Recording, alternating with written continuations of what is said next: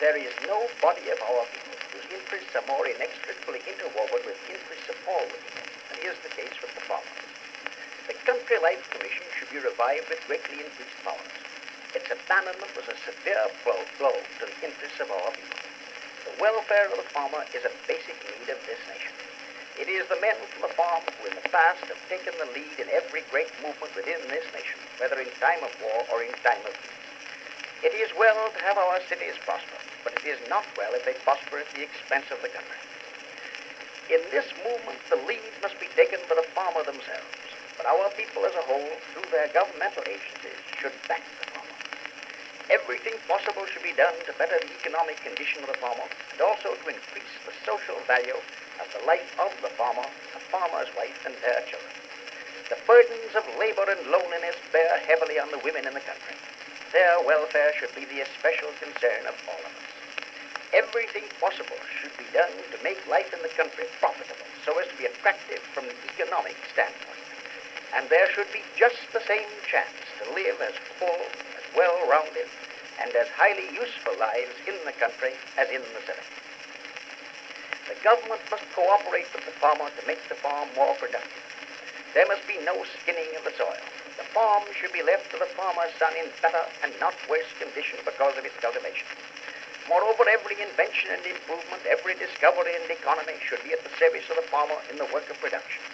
And in addition, he should be helped to cooperate in business fashion with these fellows, so that the money paid by the consumer for the product of the soil shall, to as large a degree as possible, go into the pockets of the man who raised that product of the soil. So long as the farmer leaves cooperative activities with their profit sharing to the city man of business, so long will the foundations of wealth be undermined and the comforts of enlightenment be impossible in the country community. The present conditions of business cannot be accepted as satisfactory. There are too many who do not prosper enough, and of the few who prosper greatly, there are certainly some whose prosperity does not mean well for the country. Rational progressives, no matter how radical, are well aware that nothing the government can do will make some men prosper, and we heartily approve the prosperity, no matter how great, of any man if it comes as an incident to rendering service to the community.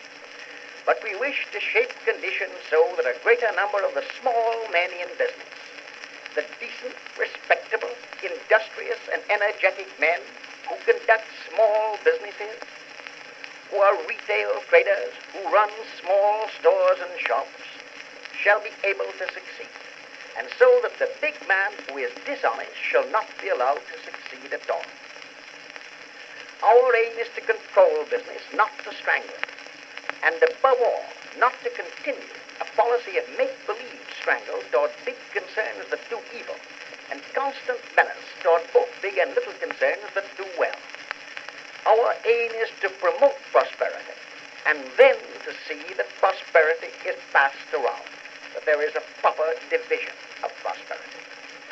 We wish to control big business so as to secure, among other things, good wages for the wage workers and reasonable prices for the consumers. We will not submit to the prosperity that is obtained by lowering the wages of working men and charging an excessive price to consumers, nor to that other kind of prosperity obtained by swindling investors or getting unfair advantages over business rivals. We propose to make it worthwhile for our businessmen to develop the most efficient business agencies. But we propose to make these business agencies do complete justice to our whole people. We're against crooked business, big or little.